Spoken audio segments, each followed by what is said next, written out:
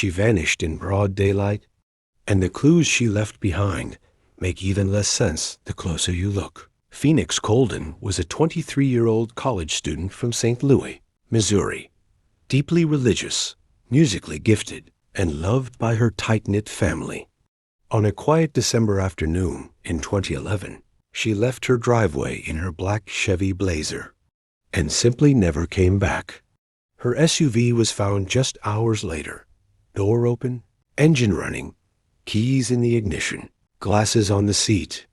No struggle, no witnesses, no sign of where she went or why. And as investigators dug into her life, they discovered something unsettling. Phoenix wasn't living the life everyone thought she had. Something was unfolding behind the scenes. And this story begins long before the day she disappeared. Because to understand what happened to Phoenix, you first need to understand who she was becoming. Phoenix Lucille Coldon grew up in a structured Christian home in St. Louis County. Her parents, Goldia and Lawrence, were devoted, protective, and deeply involved in their daughter's life. They homeschooled her through most of her childhood, a decision they said was based on faith, safety, and their desire to guide her education closely. Friends describe her as bright, warm, and quietly competitive. She played piano, violin, and was active in her church's handbell choir. She was also an accomplished fencer, disciplined, focused, and physically strong. This wasn't a troubled kid. She was talented and structured, but she was also sheltered. Her parents believed keeping her close was the best way to protect her. But as Phoenix grew older and began discovering independence, academics, and relationships, the gap between their expectations and her reality quietly widened. Her mother once said, "Phoenix was the kind of child who wanted to please us." But she was also trying to figure out who she was. This balancing act between who she was expected to be and who she wanted to become becomes critical later.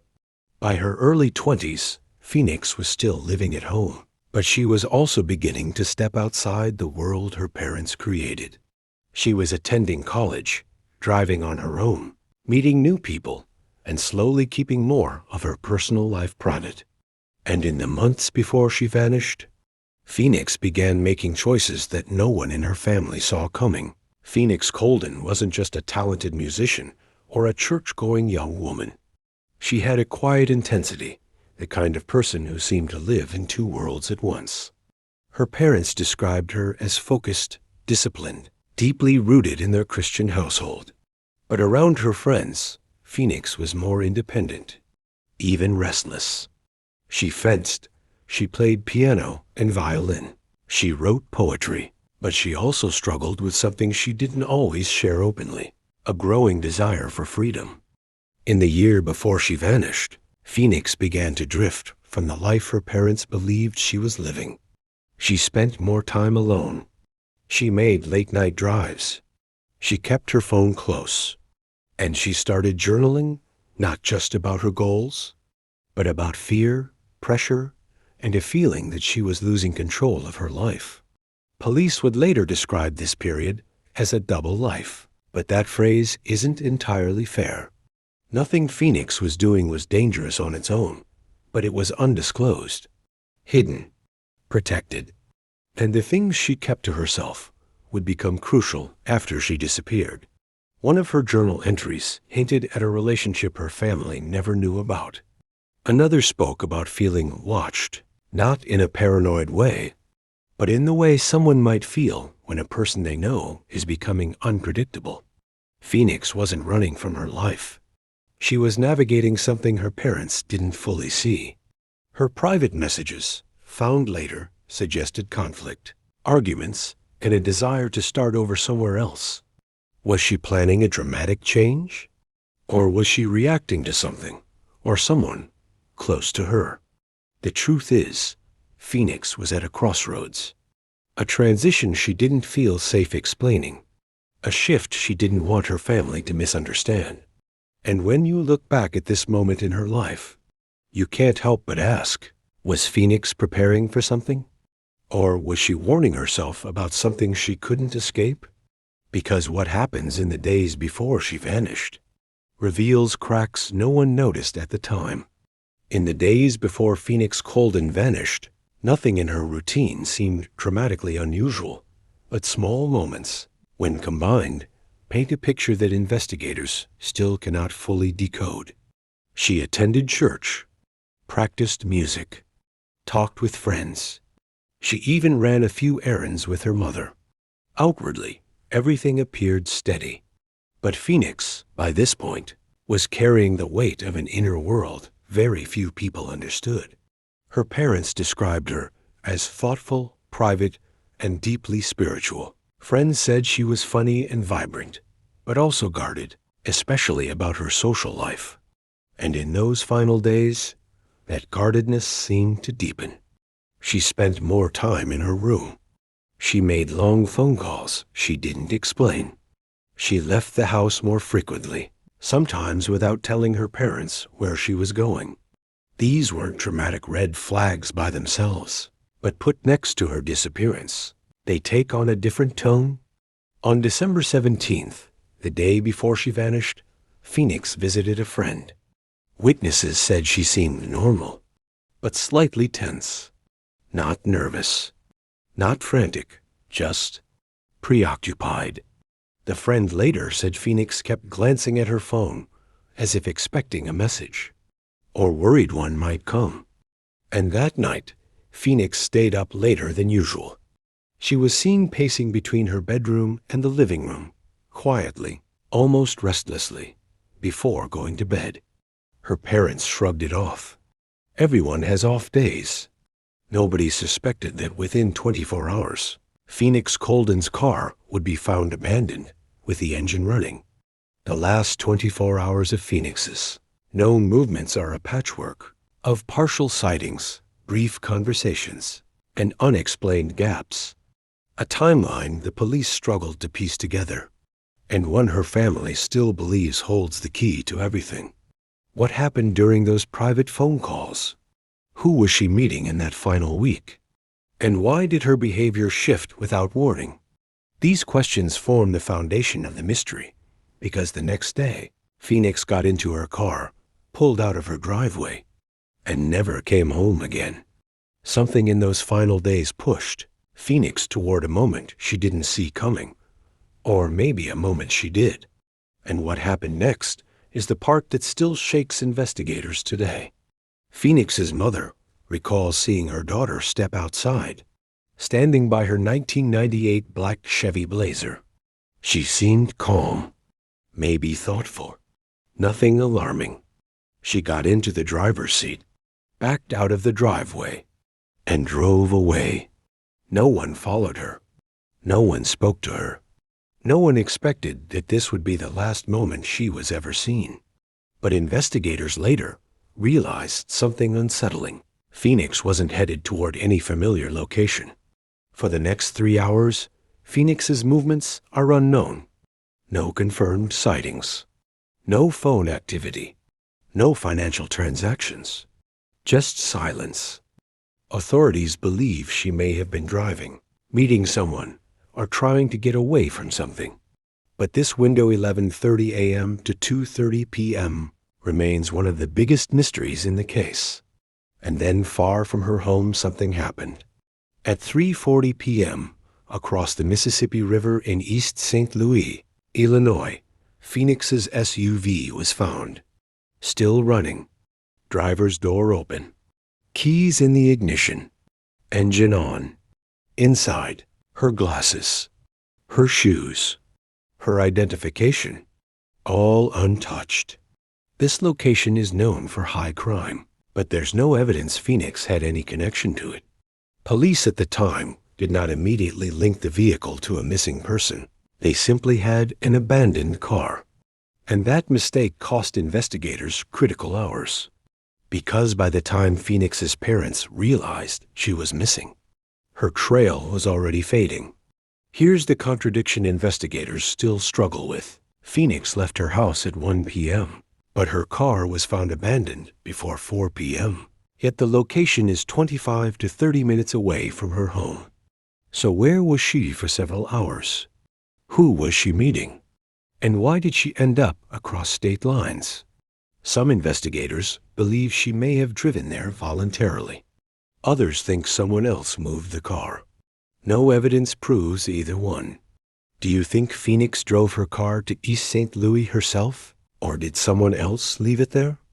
I'm replying to early comments because once police began investigating, they uncovered contradictions, overlooked evidence, and a family who says authorities failed them from the start.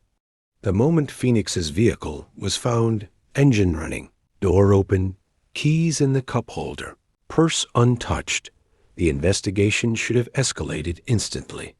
But it didn't. The St. Louis County Police treated the case as uncertain. A runaway? A voluntary disappearance? Or something far more serious? A decision that would shape everything that came next. Phoenix's parents insisted from day one that she would never leave voluntarily. Her mother, Goldia, told investigators Phoenix was deeply connected to her faith, her family, and especially her younger brother. But police moved slowly. No Amber Alert she was an adult. No immediate forensic sweep. No rapid response grid search in the neighborhood where her car was found. The first 48 hours passed quietly and critically. But behind the scenes, investigators already had a complication, one that the public wouldn't learn about for months. When Phoenix's phone records were examined, investigators noticed something strange, unusual call patterns, and contacts her parents didn't recognize. Some numbers were tied to people Phoenix had never mentioned. Some seemed connected to different parts of the city. And then one number that raised eyebrows. A man Phoenix may have had a private relationship with, one she kept secret. Police interviewed multiple individuals, but none were named publicly. Authorities insisted the leads didn't develop. But to this day, her mother disagrees. Because while the official investigation was stalling, Phoenix's parents were about to uncover information that police never told them. Goldia and Lawrence Coldon began investigating on their own. They found inconsistencies, miscommunications, and missing documentation. At one point, the police gave them Phoenix's cell phone, but it had already been wiped. Investigators said it was standard procedure. Her parents said it destroyed crucial clues. And then came the biggest conflict. St. Louis County Police claimed Phoenix didn't live a double life, but independent investigators, hired by her parents, said the opposite. They believed Phoenix was leading two completely different identities, one at home and one outside the house with people her parents never knew. But the investigation took a turn when the Coldons received a message from someone claiming they knew exactly what happened to Phoenix. Do you think Phoenix's secret life was the key to her disappearance, or a distraction from the real story? Tell me your theory in the comments. I'll reply to early comments. Because what Phoenix's parents discovered next changed everything they thought they knew. The disappearance of Phoenix Coldon has led to years of speculation from law enforcement, journalists, online communities, and independent investigators. But it's important to separate verified facts from public theories and to label each clearly. What follows are the three main theories, presented ethically and without sensationalism. Some investigators believe Phoenix may have been planning to leave her life for reasons she shared with no one. She had reportedly withdrawn cash, left important items behind, and had packed belongings in unusual places. Few independent researchers have suggested she had been living a kind of double life, keeping secrets from her family, including friends they didn't know about, and a second cell phone. But here's the contradiction. If she left on her own, why abandon her car in the middle of an intersection with the engine still running? And why never contact anyone afterward? There's another theory, one that points toward the possibility of danger. Some believe Phoenix encountered someone she knew, or someone who had been watching her.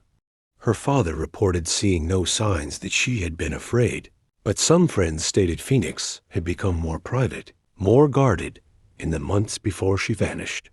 There were rumors, again unverified, of arguments, secret relationships, or people who may have had access to her movements. But without a crime scene, police have never been able to confirm foul play. And then there's the theory that changed the entire direction of the case. Phoenix's disappearance. A missing persons investigator claimed a woman resembling Phoenix was seen in California, a location known for trafficking activity. A St. Louis organization later stated they found patterns in mall surveillance suggesting Phoenix might have been approached by someone connected to trafficking networks.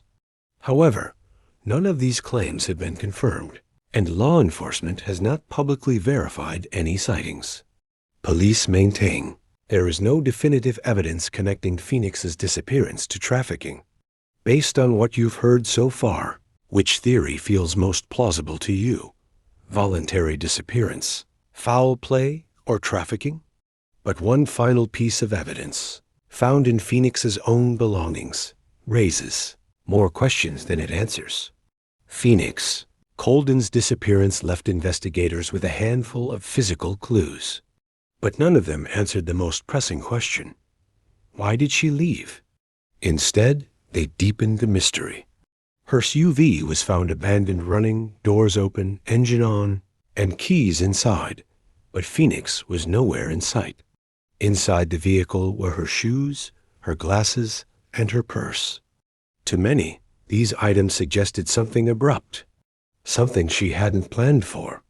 But the most puzzling clue was this. Phoenix had 2 driver's licenses, one listing her current home address, and one listing a different address she hadn't lived at for years. Why would she keep an outdated license? Was it a backup identity? Or simply an overlooked card in her wallet? Police also noted that her phone records showed gaps, periods of missing data. These gaps weren't illegal, but they were unusual, especially for someone who frequently texted and used her phone for personal communication. There were also unexplained financial patterns.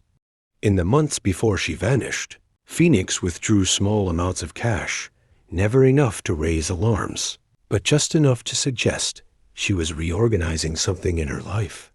Her journals revealed emotional struggles and references to starting over. Some entries seemed hopeful. Others hinted at fear. Detectives believe these clues pointed to a crossroads, a young woman who felt trapped between expectations, identity, and secrecy. But the most chilling clue wasn't found in her car. It came from a witness, a driver on the same highway where Phoenix's SUV was discovered reported seeing a woman matching Phoenix's description walking away from the area. But that sighting was never confirmed. Unverified, but intriguing. And then there was the biggest question of all. If Phoenix walked away, why hasn't she contacted anyone? Her mother said, Phoenix always called me. Every day. We were close. She wouldn't just disappear. 14 years later, the evidence still sits in police storage. The phone logs, the keys, the SUV, and the questions. Because in our next section, we examine the theories, including the one that suggests Phoenix may not have disappeared at all, but started an entirely new life somewhere else. Phoenix's disappearance didn't just ripple through St. Louis, it shattered a community. Her parents, Goldia and Lawrence, became the center of a search that felt endless. They checked abandoned buildings, posted flyers, called hospitals, anything that might bring them one step closer to their daughter. But what stood out most was the silence.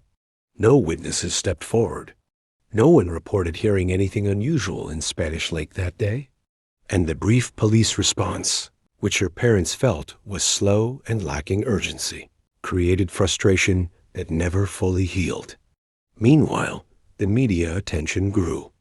At first slowly, Then suddenly, local stations ran segments.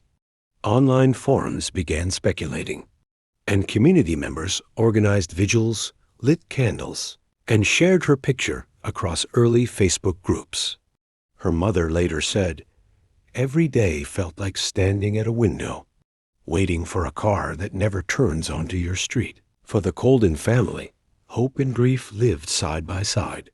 But as public attention increased, so did the contradictions, stories that didn't align, timelines that didn't quite match, and theories that pushed the family deeper into uncertainty. And those contradictions lead us straight into the most unresolved part of this case.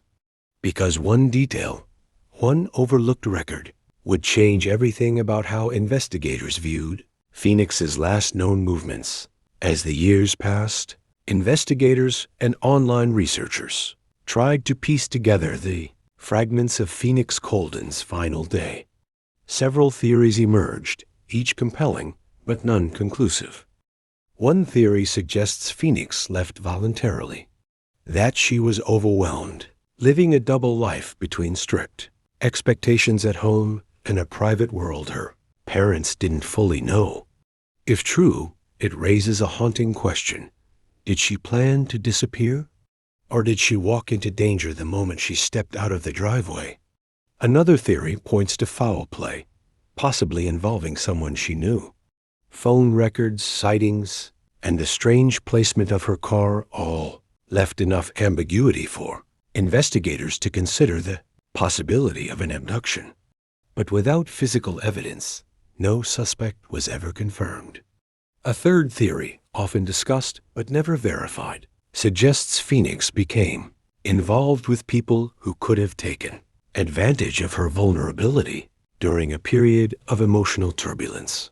And then there is the final possibility that Phoenix did reach out for help, and no one recognized it in time. Even now, every scenario ends at the same dead end. Her car, empty, quiet, sitting in the middle of a road less than 30 minutes from home. But what if the real answer lies somewhere investigators never looked? In the gaps between her two worlds? Which theory do you believe is most likely voluntary disappearance, foul play, or an unknown fourth possibility? Drop your thoughts. For more than a decade, Phoenix Coldon's disappearance has existed in a space between fact and speculation, between what we know and everything we still don't. Her belongings were found. Her car was discovered. But the most important question, what happened to Phoenix that afternoon, is still unanswered. The investigation continues. Her family still searches, and the theories only grow louder as time passes. But one thing has never changed. Someone, somewhere, knows the truth. Do you believe Phoenix chose to leave? Or that someone stopped her from coming home? Drop your theory below. If you want more deep dive investigations like this, subscribe and share this video to help keep Phoenix's story alive. This case is still open, and until it's resolved, we keep asking questions.